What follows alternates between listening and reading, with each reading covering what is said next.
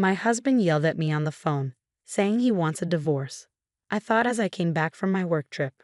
He's fed up with me, but I've had enough too. If I say sorry, maybe he'll change his mind. I understand, I said to him on the phone. But instead of going to my husband's parents' house where he was, I went somewhere else. My name is Sophie, and I'm 28 years old. I got married to David, who is 2 years older than me, 3 years ago. To be frank, David is the son of the future CEO of the company where I work. Originally, I worked somewhere else. But after marrying David, I changed jobs. Now, I'm working hard in the same company as him, aiming to become the CEO's wife someday. David wasn't sure about me working there, but when the current CEO, who is his dad, ordered it, there wasn't much to discuss. My job keeps me really busy, and I often have to go on long business trips. We've been wanting to have a baby, but with our hectic schedules, it's been hard to relax enough for that. Lately, things between David and me haven't been great. We're both really busy, and we end up arguing about small stuff a lot. Just the other day, David got mad at me as I was getting ready to leave for work. "Hey Sophie, why didn't you wake me up when I asked you to?" "I did wake you up a few times, David, but you yelled at me to leave you alone and said you'd wake up by yourself, so I went ahead and made breakfast." "What? I never said anything like that. Don't lie to me." "I'm not lying. I tried to wake you up at least 20 times, and your alarm was blaring the whole time. You can't imagine what's going to happen if I'm late today. I'll get chewed out by my dad again. Why do I have to be the one who gets yelled at when it's his fault for not waking up?" At first, I put up with my husband's unfair scolding, but eventually, I started standing up for myself. This led to a big fight recently where he said, "I want a divorce." Thankfully, our in-laws stepped in and stopped things from getting worse.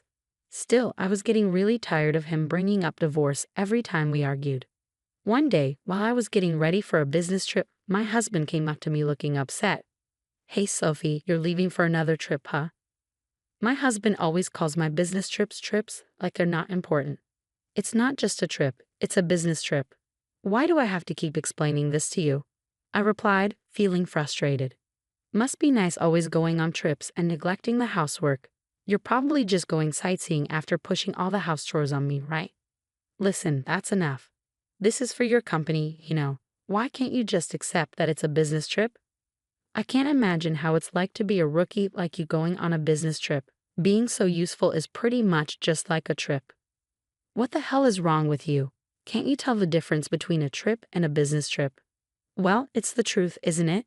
You say I'm dumping the house chores on you, but you've never done anything around the house when I'm away on a business trip.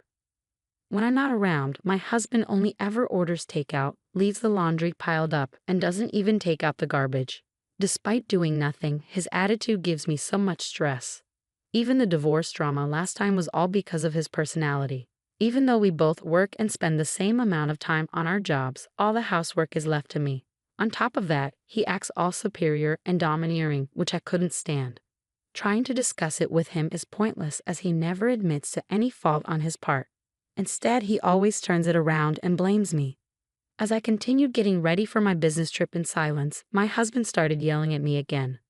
For goodness sake, the wife of the future CEO shouldn't be taking business trips so lightly. If you're not assertive like me, the other employees will walk all over you. That's exactly why I'm working hard.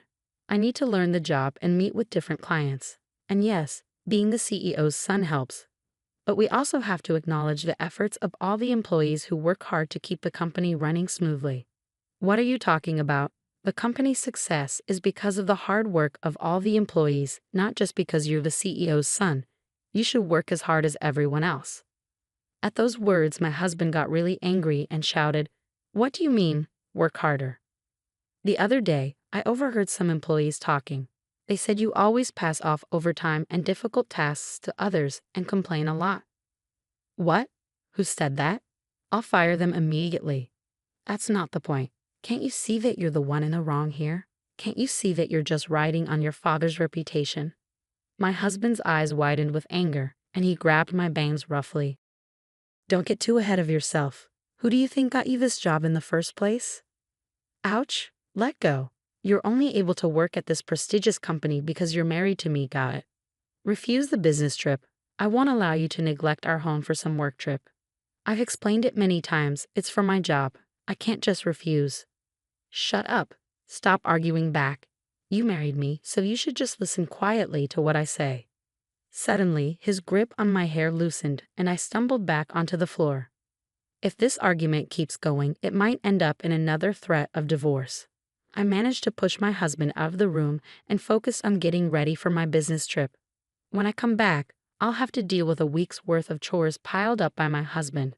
I bet the laundry will still be there, and the trash will be overflowing. Just thinking about it made me feel exhausted even before the trip. The next day, as planned, I headed off on my business trip. I focused on my work and didn't let personal issues get in the way.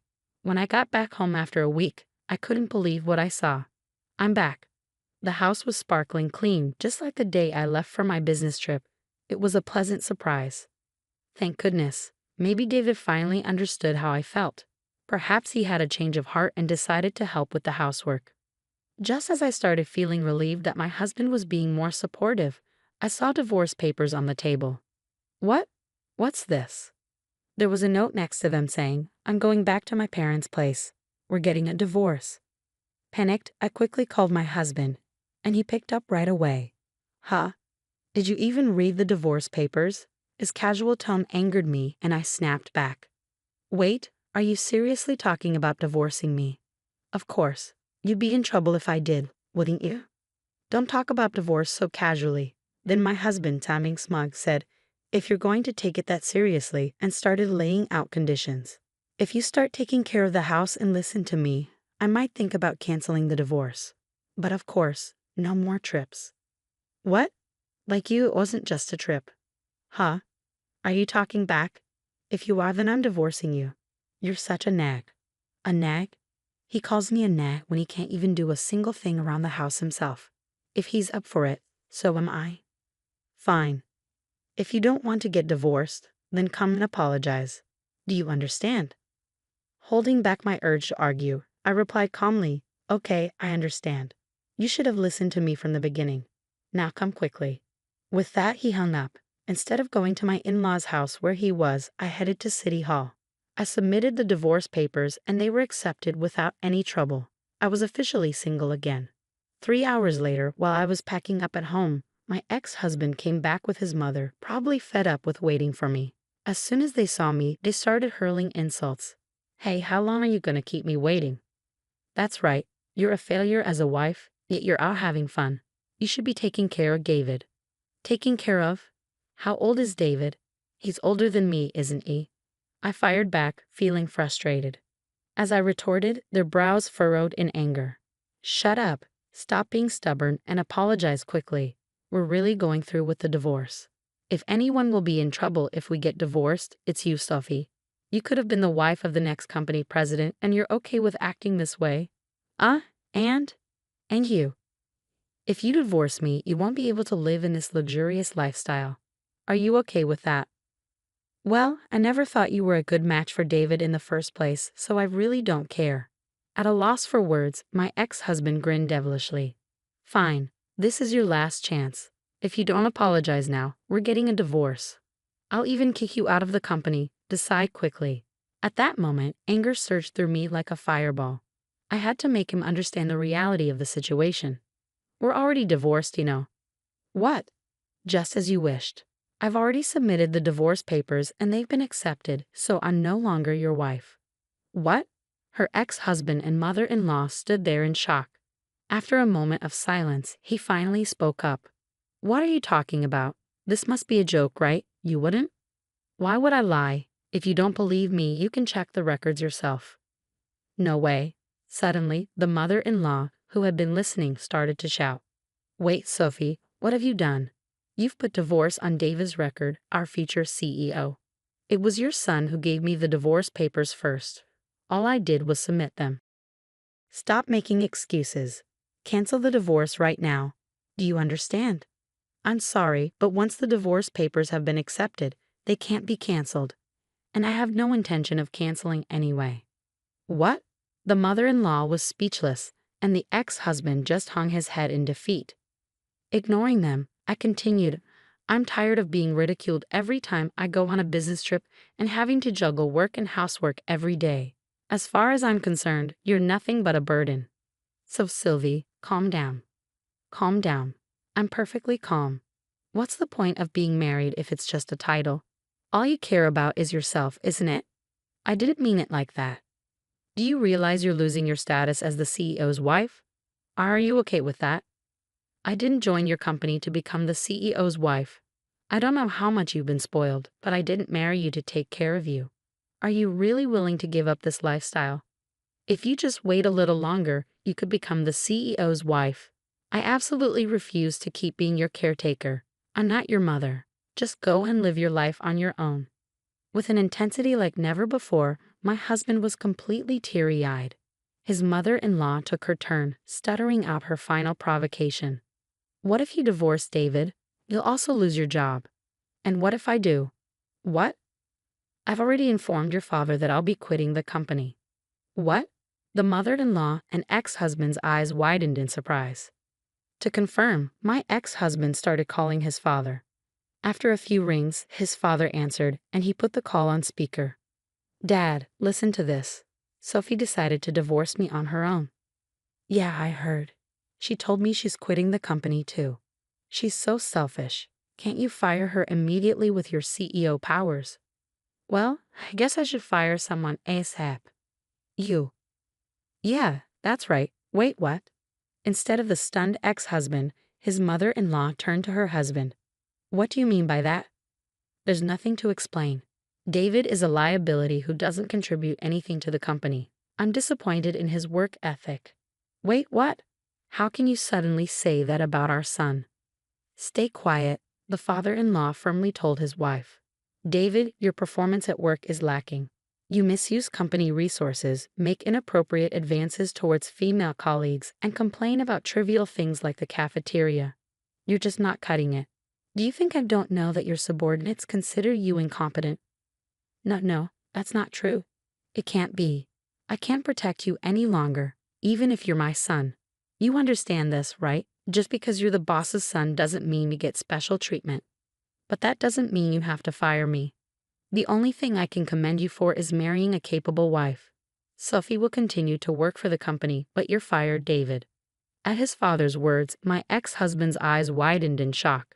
Unfazed by his reaction, the father-in-law continued, Unlike you, Sophie is diligent in her work and brings in a lot of contracts. She's highly respected by our clients. Many companies have chosen to work with us because of her. But she was only sent on business trips because she's new. Don't be ridiculous.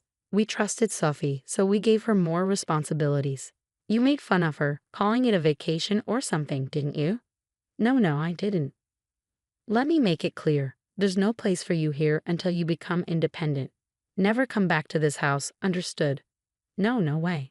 And so, my ex-husband was disowned by his father-in-law, lost his job, and couldn't even return to his parents' home. When his mother tried to defend him, his father blamed her for spoiling him and gave her a divorce notice too.